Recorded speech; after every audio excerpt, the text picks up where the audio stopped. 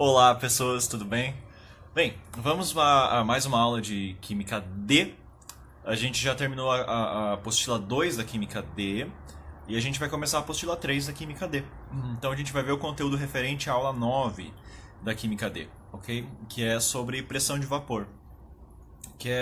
A gente estava vendo até a aula 8 na Química D a questão de concentrações. Então a gente viu concentração comum, a gente viu concentração molar, a gente viu título em massa, título em volume, título massa barra volume, a gente viu concentração em mol por quilograma, né, que é a molaridade, a gente viu ppm, ppb, vimos as maneiras de converter, por exemplo, concentração comum em concentração molar, ou densidade e título em concentração comum. Aí tinha aquelas equações, né? Cadê meu colchão? Ou comeu, tretou, dormiu. Então, todo um universo de concentrações. Isso a gente estava vendo já há um bom tempo.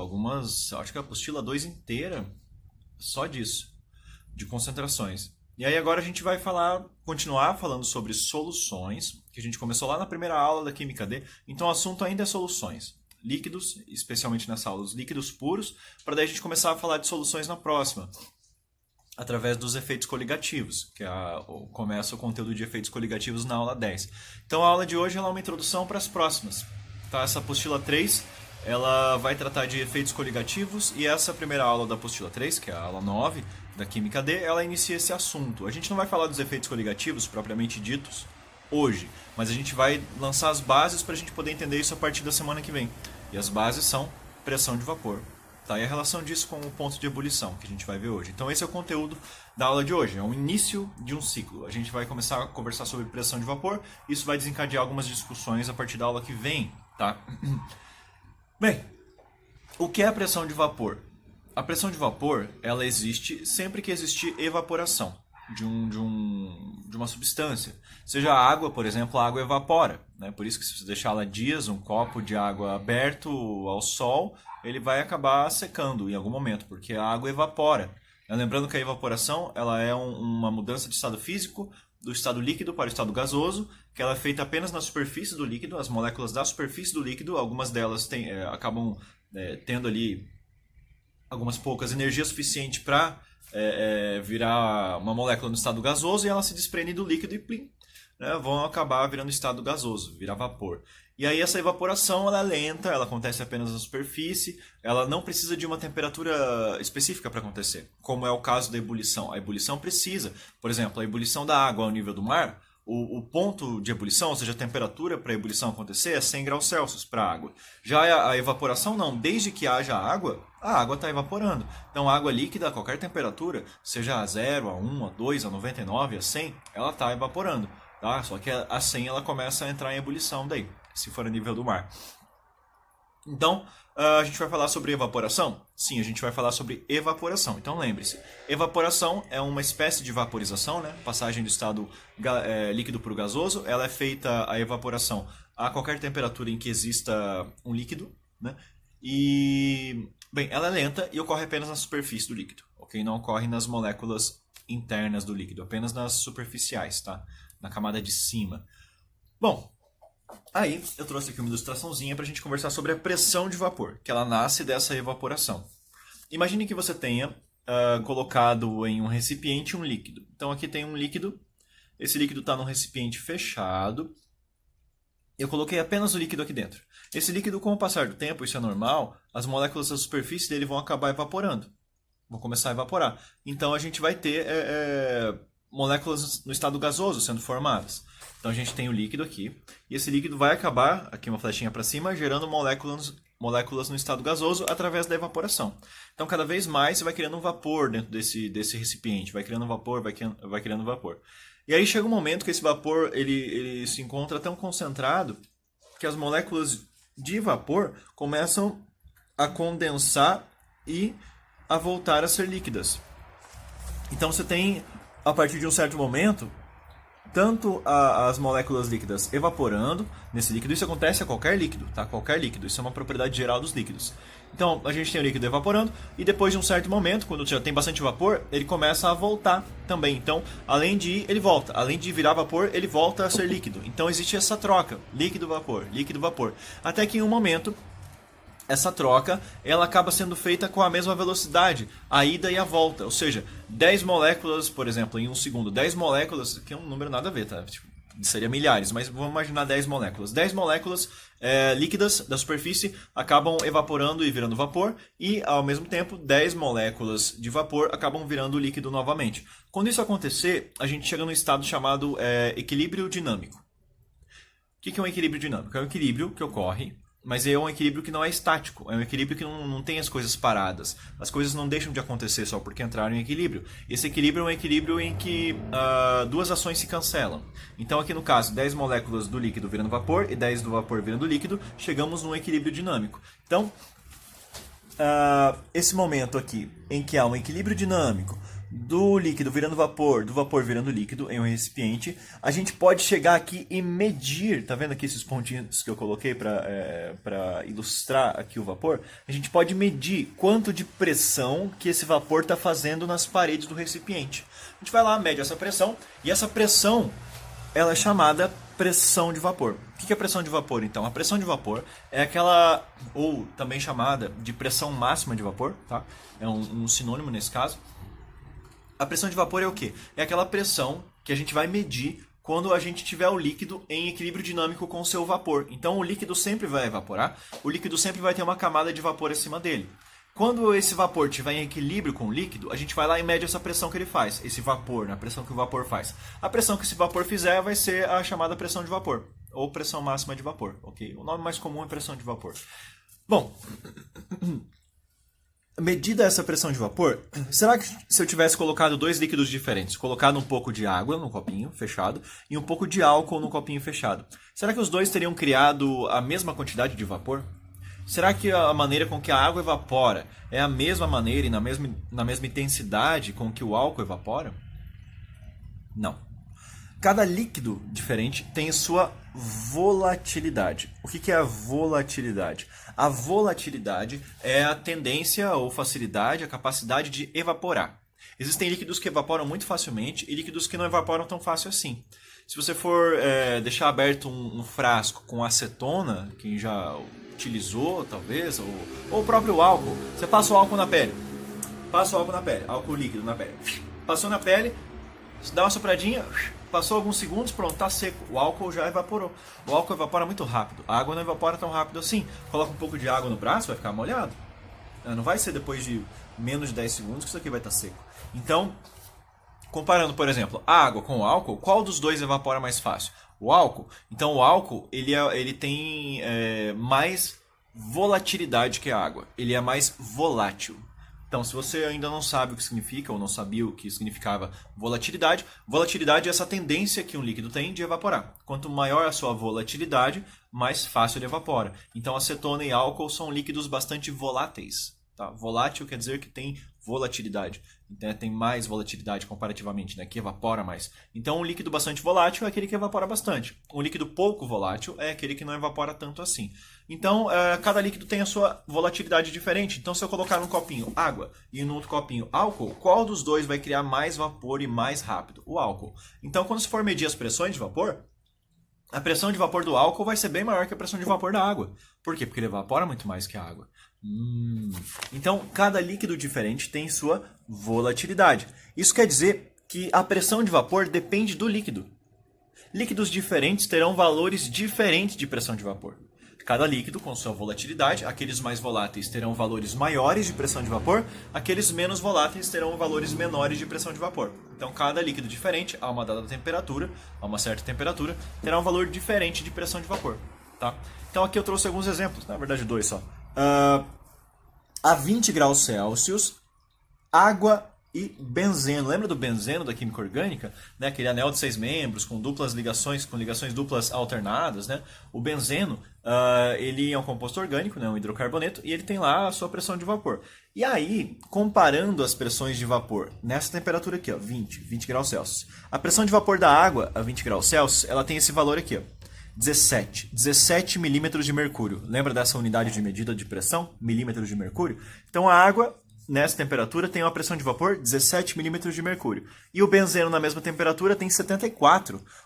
Aqui, ó, 74. Qual desses dois, água ou benzeno, ele tem uma maior pressão de vapor? Comparativamente, o benzeno. Isso quer dizer que o benzeno é mais volátil que a água ou menos volátil que a água? O benzeno é mais volátil que a água, pois ele tem uma maior pressão de vapor para essa temperatura. A pressão de vapor depende do quê? Depende de duas coisas só. Uma delas, que líquido que está sendo estudado, e depois, qual a temperatura em que essa medição de pressão de vapor está sendo feita. Então, duas coisas só que mudam a pressão de vapor. Depende do líquido e depende da temperatura. Então, o mesmo líquido pode ter várias pressões de vapor diferentes? Depende da temperatura em que ele se encontra? Sim. E é isso que a gente vai dar uma estudadinha agora. Nesses gráficos aqui de temperatura por pressão de vapor. No caso, pressão de vapor por temperatura. Os gráficos serão gráficos de pressão de vapor aqui no eixo Y, né, em relação à temperatura no eixo X. Ok? Tem vários exercícios com esse tipo de gráfico na apostila e em vestibulares, né? É muito comum cair esse tipo de coisa. Olha, qual que é a relação entre temperatura e pressão de vapor de um líquido? Será que se eu aumentar a temperatura de um líquido, ele terá a sua pressão de vapor aumentada também? Pensa assim, água. A água fria e a água quente. Qual das duas evapora mais fácil e mais rápido? A água quente, certo? Sim. Inclusive, se você tiver uma água bem quente, você consegue ver o vapor saindo dela de tão alta concentração de vapor que está saindo, de tanta evaporação que está acontecendo. Então, essa volatilidade do líquido depende da temperatura dele. O líquido vai ficando cada vez mais volátil à medida que você vai esquentando ele. Então, se ele está soltando cada vez mais vapor, cada vez evaporando mais, você esquenta, como é que vai ser um gráfico de pressão de vapor por temperatura? Quando a temperatura aumentar, a pressão de vapor não vai aumentar também? Vai. Ou seja, vai ser um gráfico crescente, ok? Então aqui eu tenho um exemplo, a água. Aqui um gráfico de pressão de vapor da água pela temperatura. Está aumentando a temperatura e a pressão de vapor dela está ficando cada vez maior. Você está vendo que essa curva está ficando cada vez mais para cima. Isso quer dizer que a pressão de vapor está aumentando. Então um gráfico de pressão de vapor é tipo esse daqui, uma curvinha para cima. Tá? Aqui tem um gráfico mais elaborado com 3 líquidos diferentes. É muito comum acontecer dessa forma, tá? Colocar alguns líquidos diferentes no mesmo gráfico. É tipo isso aqui. Né, 3 gráficos diferentes, para 3 líquidos diferentes, porém resolveram colocar todos no mesmo gráfico, tá, para compará-los. Então, aqui a gente tem um gráfico que compara benzeno, água e ácido acético. Tá? O benzeno da química orgânica, a água é água, né? E o ácido acético a gente vai ver lá na função chamada ácido carboxílico, é um ácido carboxílico de 2 carbonos. Ele é um composto orgânico também, inclusive uma solução dele em água é o que a gente chama de vinagre. Então, o ácido acético é um composto que dá origem ao vinagre, ok? Comparando esses três, o benzeno, a água e o ácido acético, essas 3 curvas, a vermelha, a roxa e a azul, qual está mais acima no gráfico? Qual tem os maiores valores de altura no gráfico? É a do benzeno, tá? Qual que tem os menores valores de altura no gráfico? A do ácido acético. Então quer dizer que o benzeno ele tem valores maiores de pressão de vapor que os outros? Sim. Aquela curva que estiver mais acima no gráfico é a que tem os maiores valores de pressão de vapor. Ou seja, se eu te perguntar qual desses 3 líquidos, benzeno, água ou ácido acético, é o mais volátil, tem a maior volatilidade, qual é a resposta? A resposta é o benzeno. Por que você sabe disso? Porque o benzeno está mais acima. Aqueles que estão mais acima têm maiores alturas. E como nesse gráfico a altura ela está medindo aqui a pressão de vapor, aquele que está mais acima tem maiores pressões de vapor, ou seja, são os mais voláteis. Então quem é o menos volátil, que tem a menor volatilidade desses 3? O ácido acético, que está mais abaixo, ok? Então, aqui um exemplo. Eu peguei aqui nesse gráfico que eu esbocei, tem uma temperatura T, e nessa temperatura eu estou comparando os valores de pressão de vapor para os 3 gráficos. Ó, a pressão de vapor do ácido acético deu nessa altura aqui, a pressão de vapor da água deu nessa outra altura, e a pressão de vapor do benzeno deu aqui em cima. Então, quanto mais acima o gráfico estiver, maiores serão os valores de pressão de vapor para certas temperaturas. Então, para cada temperatura vai ter uma pressão de vapor, e eles sempre vão ser maiores caso estejam mais acima no gráfico. Então, gráficos de pressão de vapor por temperatura. As curvas mais acima são das substâncias mais voláteis. As curvas mais abaixo são das substâncias menos voláteis. Beleza? Bem, agora a gente vai conversar sobre ebulição. A ebulição é um outro tipo de vaporização. Ela acontece a uma temperatura constante fixa para substâncias. No caso, a água, ela evapora a 1, a 2, a 3, a 25, a 28, a 35, a 74, a qualquer temperatura em que tenha líquido, a água está evaporando. Né? Às vezes mais, às vezes menos, né? Quanto mais quente, mais ela evapora. Porém, a temperatura de ebulição da água em um certo local, em uma determinada localidade, ela é fixa. Então você pega em Paranaguá, na beira do rio Tiberê, a nível do mar. A nível do mar, a temperatura em que a água ferve é 100 graus Celsius. Água pura ferve a 100 graus Celsius a nível do mar. Isso quer dizer, ali na beira do rio. Tá? Na beira do mar, da praia, sei lá. Então, na beira da praia, você tem a altura, né, relativa ali ao chão da terra, né, a altura zero. Você não subiu nenhum morro, nem nada, não subiu uma serra, nem nada.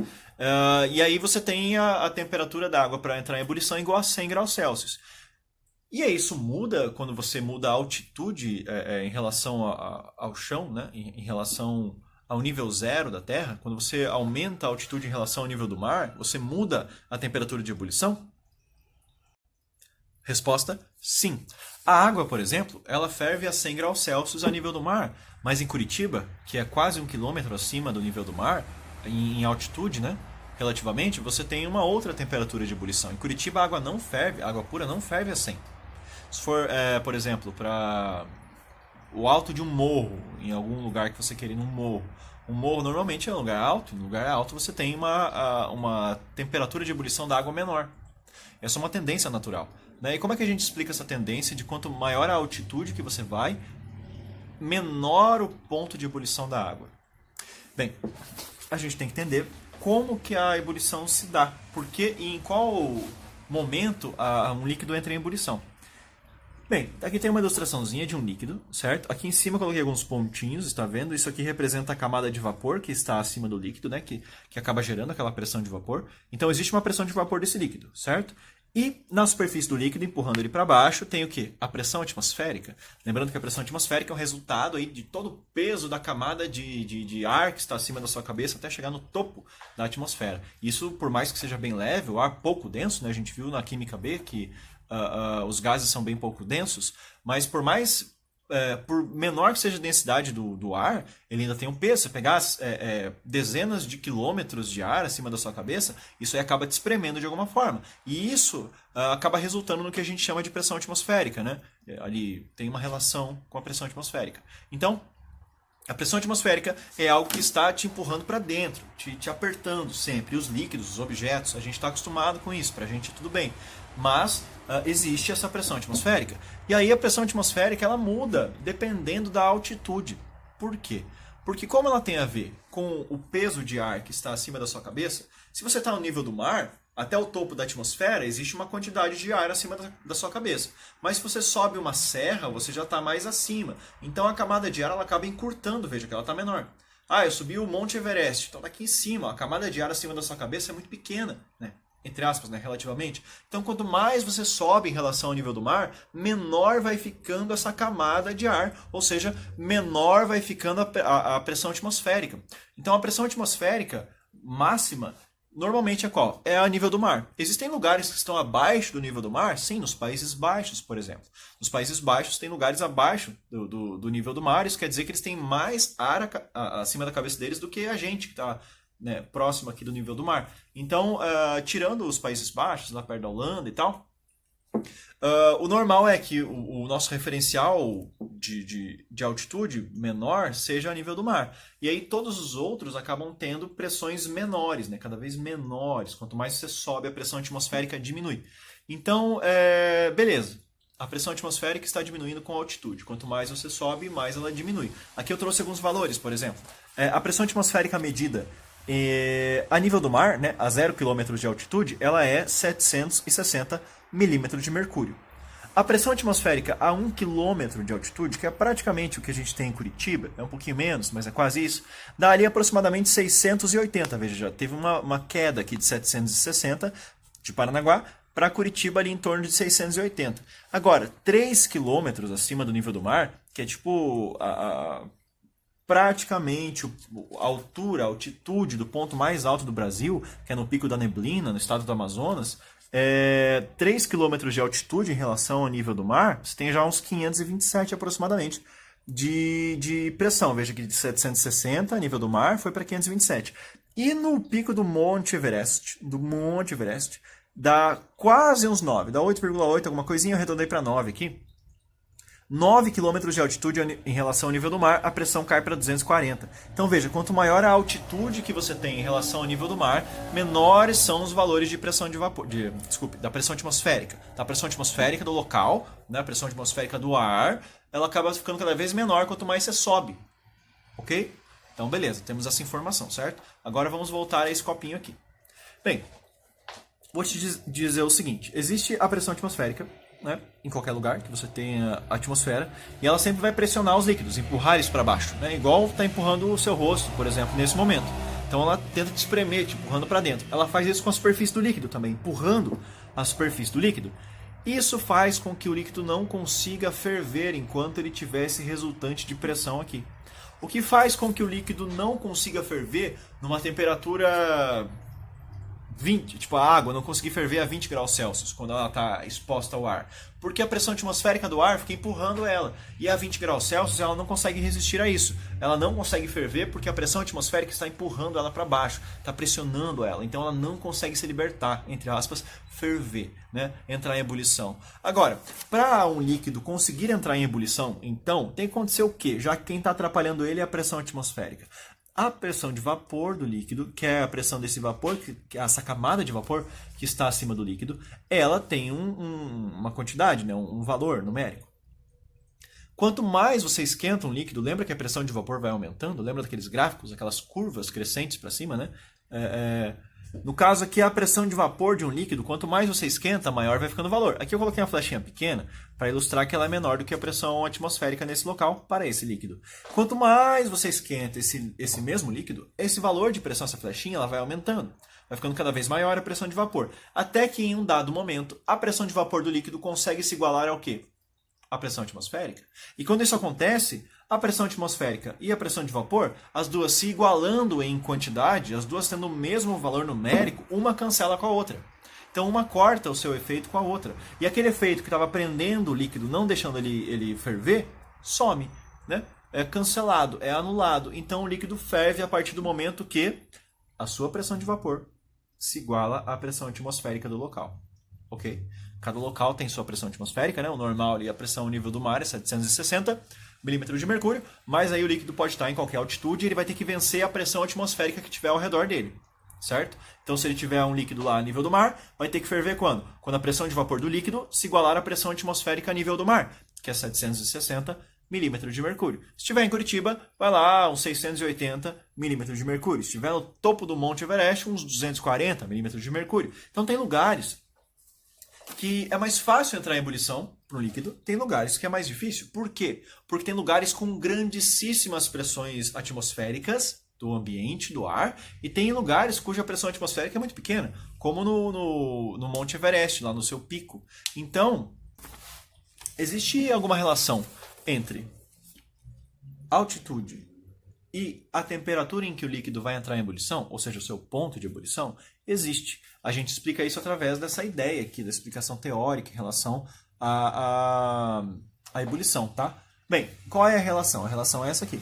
Quanto maior for a altitude em relação ao nível do mar, menor vai ficando a pressão atmosférica. A gente já conversou sobre isso.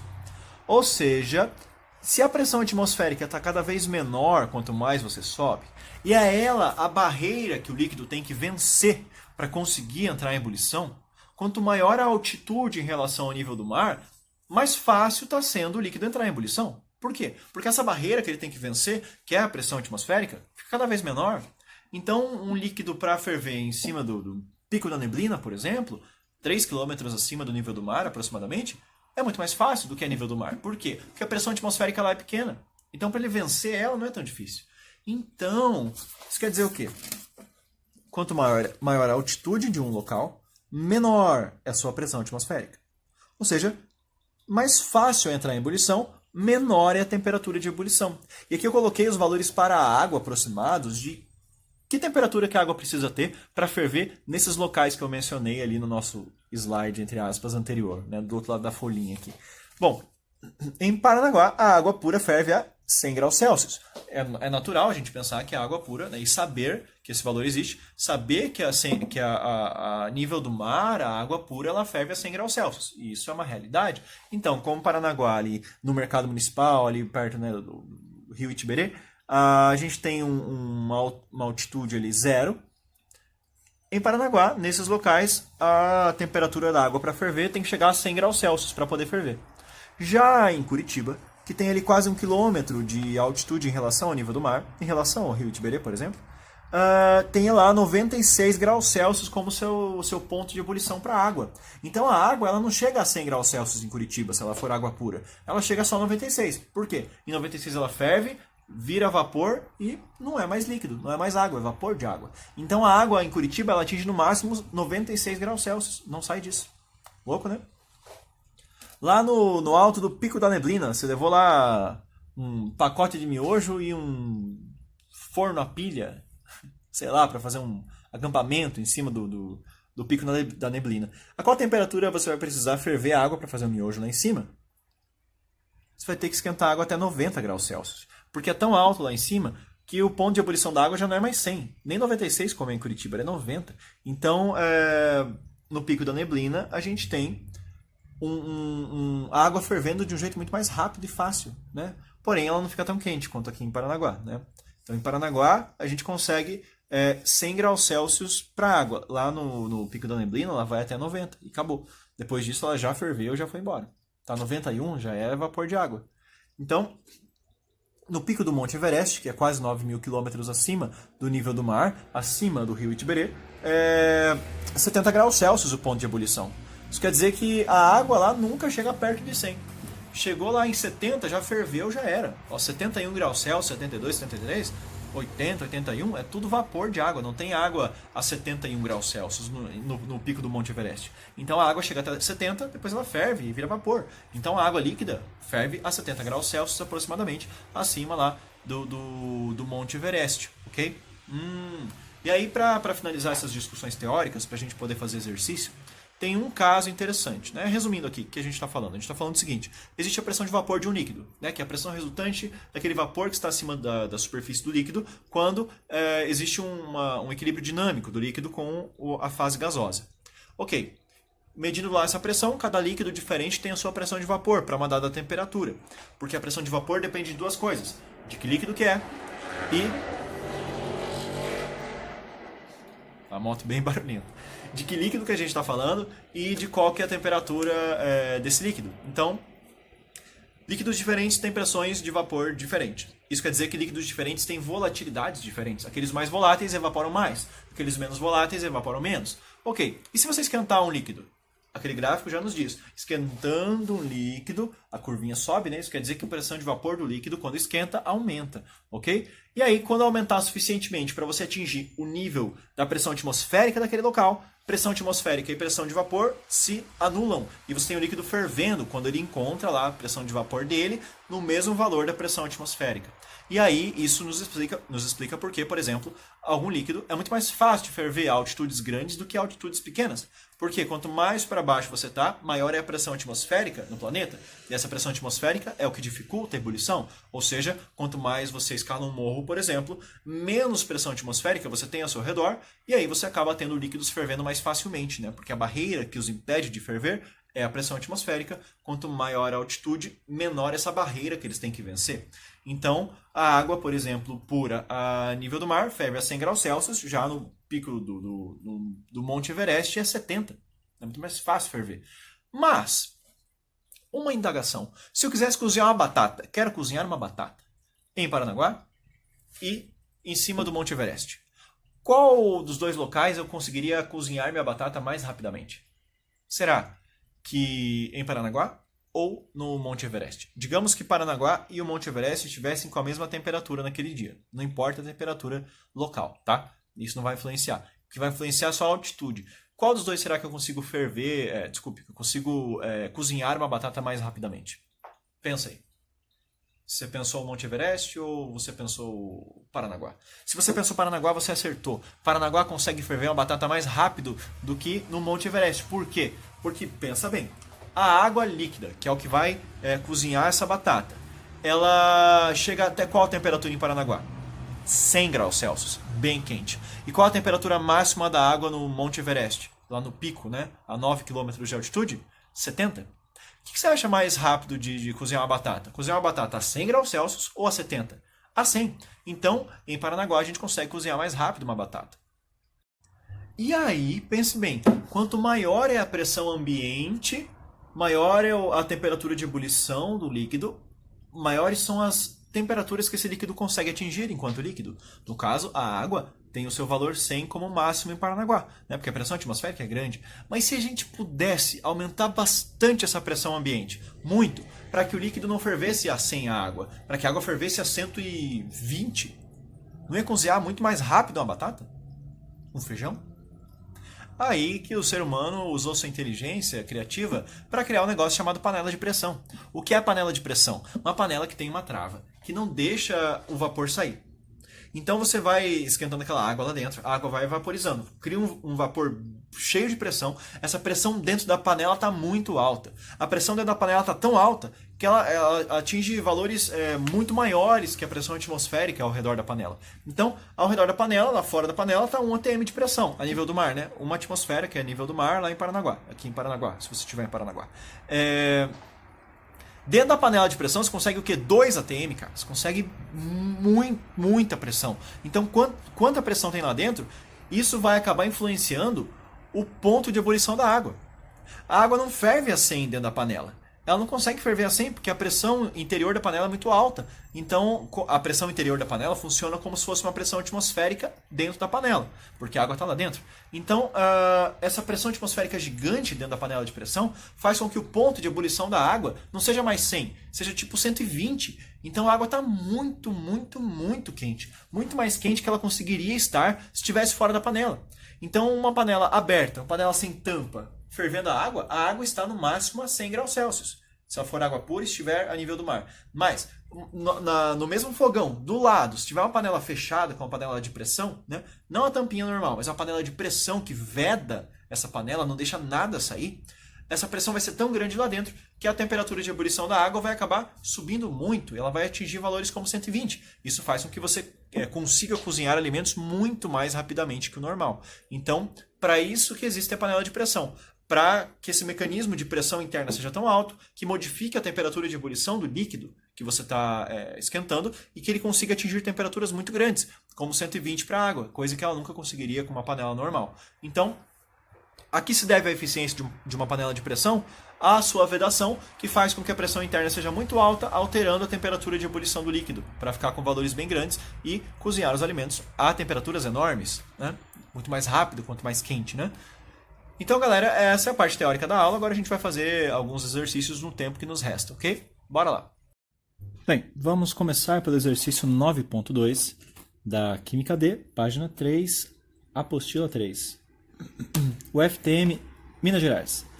Na figura estão representadas as curvas de pressão de vapor por temperatura para 3 solventes puros, benzeno, água e ácido acético. Inclusive são aqueles do exemplo que a gente viu, né? Sobre esses 3 solventes é correto afirmar que, letra A, o ácido acético apresenta a menor temperatura de ebulição a 1 atm. Bem, está aí uma relação interessante de ser feita, que a gente acabou não fazendo na aula teórica. Álcool ou água? Qual dos dois tem a menor temperatura de ebulição? Lembrando que a temperatura de ebulição ela é aquela temperatura em que a pressão de vapor do líquido consegue se equiparar à pressão atmosférica, né? As duas se cancelam e ocorre ebulição. Então, quanto mais volátil for o líquido, mais rápido e fácil ele vai atingir esse estado de cortar a pressão de vapor com a atmosférica, seus efeitos, né? E entrar em ebulição. Então, aqueles líquidos que são mais voláteis, ou seja, nessa curva, aqueles que estiverem mais acima da curva, vão conseguir atingir a pressão necessária para entrar em ebulição mais rapidamente. Por quê? Porque eles são mais voláteis. Então, imagine, por exemplo, que a gente tivesse aqui, ó, digamos que essa aqui fosse a pressão atmosférica, tá? Pressão atmosférica, sei lá, a nível do mar. Vamos ver em quais momentos cada uma dessas curvas consegue entrar nessa pressão atmosférica, né, que é a pressão de vapor, consegue se igualar à pressão atmosférica do local para entrar em ebulição. Veja, esse líquido aqui, o benzeno, que é o que está mais acima, consegue fazer isso antes. Depois, a água consegue fazer isso a uma outra temperatura, um pouco maior, veja. Aqui tem uma temperatura T1, aqui é uma temperatura T2, e o ácido acético só consegue fazer isso depois, uma temperatura T3. Ou seja, quanto mais abaixo está essa curva, mais vai demorar para atingir, essa pressão necessária para entrar em ebulição. Então, resumindo, os líquidos mais voláteis, ou seja, aqueles mais acima da curva, aqueles que evaporam mais, eles atingem o ponto de ebulição mais rapidamente. Uma temperatura bem baixa, ele já atingiu o ponto de ebulição. Aqueles que estão mais abaixo da curva, como por exemplo o ácido acético, vão atingir o seu ponto de ebulição muito depois. Então, assim, qual é a relação entre temperatura de ebulição e volatilidade? Quanto mais volátil for o líquido, mais rápida será a sua ação para chegar na ebulição, mais fácil ele entrará em ebulição, menor será a sua temperatura de ebulição. Tá? Então a temperatura de ebulição do álcool é muito menor que 100, por exemplo, né? Que é da água. Então por quê? Porque ele é mais volátil que a água. Ok? Então vamos ver. Letra A. O ácido acético apresenta a menor temperatura de ebulição? Não. Quem apresenta a menor temperatura de ebulição é o benzeno, porque ele é mais volátil, está lá em cima, né? Letra B. O benzeno apresenta a maior temperatura de ebulição? Não. A gente acabou de ver que ele apresenta a menor temperatura de ebulição, porque ele é mais volátil. Ele encontra antes essa pressão e a temperatura dele de ebulição é a menor de todas. Letra C. A água apresenta a maior temperatura de ebulição? Meu, a água... Você tem que ser muito louco, cara, para pensar isso. Porque a água está no meio. Como é que ela vai ser a maior de alguma coisa? Ela não é nem a que está mais em cima, nem a que está mais embaixo. Então você não vai marcar que ela é a maior temperatura de ebulição, né? Porque ela está entre dois valores aqui. Então poderia até ser esse ou esse, né? Se você fosse chutar. Mas a água tem nada a ver. Ela está no meio. Na água ocorrem interações intermoleculares mais intensas. Bem, aí é eu coloquei um asterisco aqui na minha apostila para a gente conversar sobre o assunto rapidinho. Veja, o que prende o líquido enquanto líquido? São duas coisas. A pressão atmosférica pressionando esse líquido e as interações entre as moléculas do líquido. Duas moléculas do líquido acabam se atraindo mutuamente, né? E aquelas milhões e milhões de moléculas do líquido acabam criando forças de atração. Essas forças podem ser intensas ou mais fracas. Se elas forem fraquinhas, aí as moléculas conseguem se desprender mais facilmente e conseguem entrar em ebulição mais rápido. Se essas forças forem muito intensas, moléculas têm interações muito fortes entre elas, aí vai ser difícil entrar em ebulição, porque o líquido não vai evaporar muito, né? Ele vai ser menos volátil. Então, assim, quanto maiores forem as interações de atração entre as moléculas, ou seja, interações entre moléculas intermoleculares, a gente vai ter várias aulas para estudar isso depois, intermoleculares na química A, menor será a volatilidade. Então, aqueles líquidos que têm uma alta volatilidade, eles não têm uma alta interação intermolecular. Os dois são inversos. Quanto maior a interação entre as moléculas, menos volátil. Quanto menor a interação entre as moléculas, mais ele evapora, mais volátil. Beleza? Então, letra D. Na água ocorrem as interações intermoleculares mais intensas? Mentira. Aquele líquido que é o menos volátil de todos, ele é o que tem as interações moleculares mais intensas desses três. Por quê? Porque dá para ver que ele não é tão volátil assim. Isso quer dizer então que as moléculas estão mais presas entre si? Sim, estão mais presas entre si. A interação entre elas é maior, ok? Então o ácido acético é aquele que apresenta as maiores interações intermoleculares, e não a água. Letra E. O ácido acético é o menos volátil? O ácido acético é o menos volátil desses três? Sim, correta, letra E. Ok? Bem, agora a gente vai fazer o exercício número 9.3. O P, Paraná. Dado o gráfico de pressão de vapor da água em função da temperatura, tá aí o gráfico que eu reproduzi, né, meio que esboço aqui. Dados, pressão a nível do mar, 760. Nível do mar, aqui, 760 de pressão. Pressão no interior de uma panela de pressão, 1140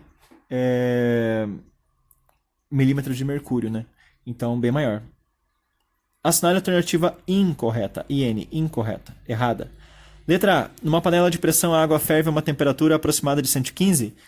Lembra que um líquido só vai ferver, no caso aqui a água, né? Só vai ferver quando a pressão de vapor dela se igualar à pressão atmosférica do local? Então, isso aqui é o gráfico de pressão de vapor da água, certo? Quando que a pressão de vapor da água vai dar lá a pressão atmosférica na panela? Não é aqui, ó? Quando a pressão de vapor da água for igual a esse valor, vai ter igualado a pressão da panela. Então ela vai conseguir ferver dentro da panela. Que temperatura que isso acontece? Opa, aqui, ó. É tipo maior que 115, menor que 120, ó. Tipo uns 117 aproximadamente. A uns 117 graus Celsius, essa água vai conseguir atingir a pressão de vapor dela com a da panela e vai acabar fervendo dentro da panela de pressão. Então, tá certo ali, letra A, numa panela de pressão a água ferve a uma temperatura aproximada de 115? Dá para dizer que é aproximadamente 115, né? Beleza, então a primeira tá certa, você não marca. Letra B, no topo de uma montanha, um recipiente aberto, em recipiente aberto, a água ferve a uma temperatura superior a 100? Lembra que quanto maior é a altitude, H, né? Quanto maior a altitude em relação ao nível do mar, menor é a pressão atmosférica do local. Ou seja, isso vai fazer com que a temperatura de ebulição também seja menor.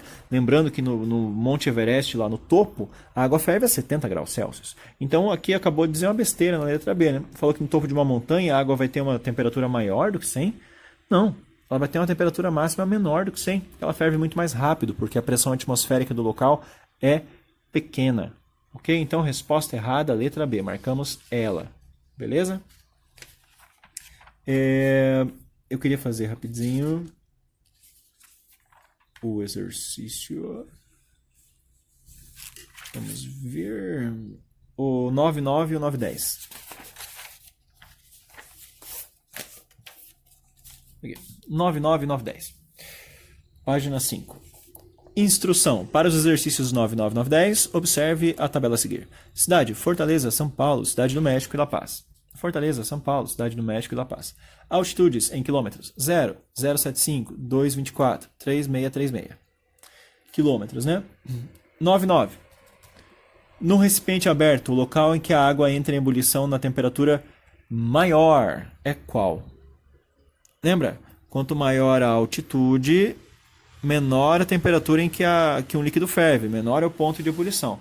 Quanto mais alto, menor o ponto de ebulição. Então, esse valor aqui, La Paz, por exemplo, tem um ponto de ebulição muito pequeno. Ou seja, qual que é o maior ponto de ebulição? Aquele a nível do mar, aqui em Fortaleza. Então, esse é o que tem o maior ponto ou temperatura de ebulição. São sinônimos, tá? Ponto de ebulição, temperatura de ebulição. Qual tem, então, a maior temperatura de ebulição? Letra A, Fortaleza. E 9.10. Foram medidos os valores das temperaturas de ebulição da água em 3 desses locais e os valores obtidos foram 92, 88 e 98. É correto afirmar o quê? Bem, vamos relacionar já essas temperaturas aí. A gente sabe que a nível do mar tem que dar quanto? 100. Então esses 3 valores aqui, ó, são para esses 3 outros locais, não são para Fortaleza, porque Fortaleza tem que dar 100, porque é a nível do mar. Então eu já organizei aqui em ordem crescente, tá? 88, 92, 98. Vamos pensar o seguinte: 98 é um pouquinho menor que 100. Então quer dizer que tem uma altitude um pouquinho maior que a altitude a nível do mar. 92 quer dizer que a altitude já está um pouquinho maior, para ele poder ter abaixado até 92. E 88 quer dizer que ele já está mais alto. Então quanto mais alto, menor vai ficando esse valor de temperatura de ebulição. Então vamos pensar aqui. Qual desses 3 valores é o menor? É esse, 88. Esse deve ser do local com a maior altitude, La Paz. Por quê? Porque tem uma altitude tão grande que o valor chegou até 88. Diminuiu tanto que deu 88. Depois, na ordem, quem que é o segundo local mais alto? O segundo local mais alto é Cidade do México. Então, Cidade do México é aquele lugar que tem 92 graus Celsius para a temperatura de ebulição. E São Paulo acabou ficando aqui com 98 graus Celsius. São Paulo. Então, vamos ver as alternativas agora. Letra A. Em La Paz, a água ferve. La Paz. A água ferve a 92? Não, 88. Em São Paulo. São Paulo. A água ferve a 88? Não. A 98. Letra C. Na Cidade do México, a água ferve a 92? Certo. Então, 9.10, resposta à letra C, de Cidade do México.